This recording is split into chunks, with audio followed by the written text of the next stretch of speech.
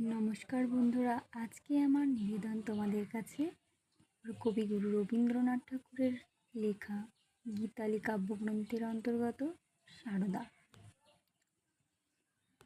শরৎ তোমার অরুণ আলোর অঞ্জলি ছড়িয়ে গেল ছাপিয়ে মোহন অঙ্গুলি।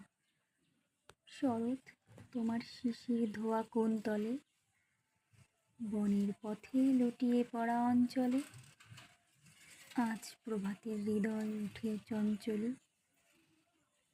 মানিক গাথা ওই যে তোমার কঙ্কণে ঝিলিক লাগায় তোমার শ্যামল অঙ্গনে।